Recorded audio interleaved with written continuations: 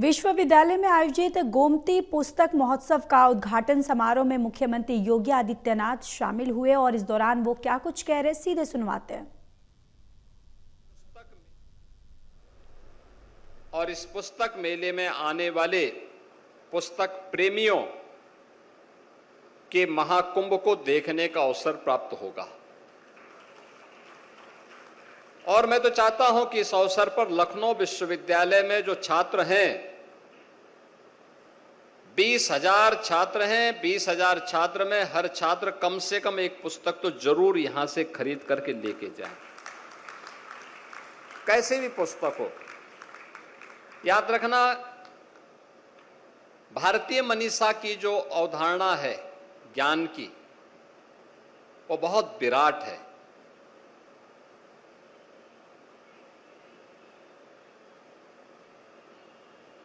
हमने शब्द को ब्रह्म माना है।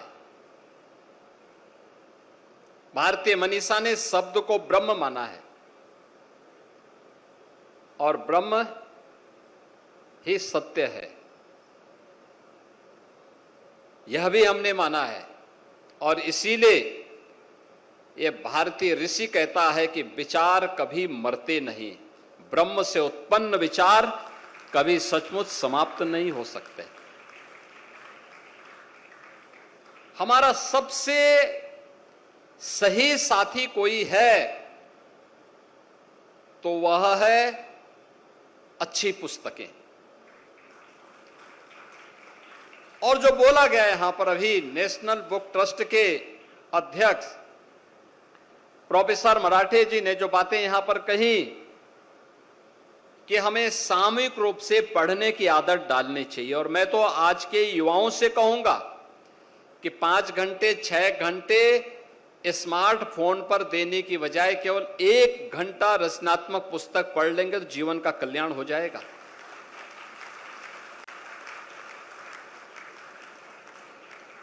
भारत के वैदिक परंपरा से जुड़े हुए ऋषियों की अमर गाथा हमें वेदों उपनिषदों में देखने को मिलती है। ऐसे ही एक ऋषि हुए ब्रह्मवेता ऋषि याज्ञवल्क्य। उनके बारे में कहा जाता है कि वह वैदेह जनक राज की सभा के रत्नों में से एक थे और ब्रह्म पर उनके विचारों से राजा जनक भी अभिभूत होते थे, उनके साथ आत्म साक्षात्कार करते थे। उन्होंने आत्मज्ञान से संबंधित अपने उस महत्वपूर्ण ज्ञान से समाज को लाभान्वित किया। लेकिन एक समय ऐसा आया जब उनको लगा कि अब मुझे अपने आप को ब्रह्म चिंतन में ही पूरी तरह समर्पित कर देना चाहिए। कहते हैं याज्ञवल्क्य ऋषि की दो पत्नियां थी। एक का नाम था कात्यायनी, एक का नाम था मैत्री। ये दोनों अपने समय की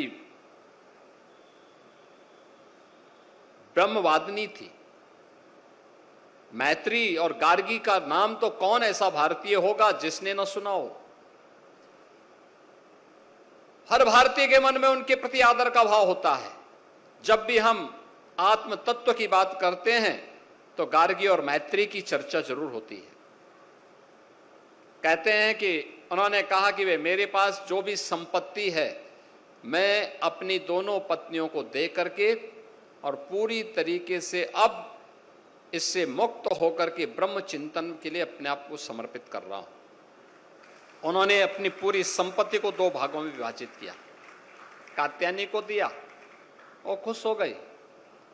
मैत्रेय को दिया तो उसने ऋषि से प्रश्न किया।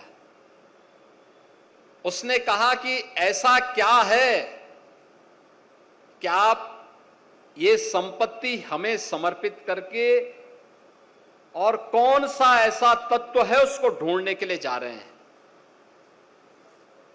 तो ऋषि ने उसको समझाया कि संपत्ति मैं इसलिए दे रहा हूं तुम्हें कहीं मांगना ना पड़े, कुछ ना करना पड़े, तुम आराम से अपना आगे का जीवन गुजर बसर कर सको, इसलिए इसको लेकर। उसने कहा नहीं, बहुत अच्छा उनका वो आता है। मैत्रेय कहती है, ये नाहम ना नृता श्याम किमहम तेन कुर्याम, यानी जिस वस्तु से मैं अमर न हो सकूं उसे लेकर के मैं क्या करूं।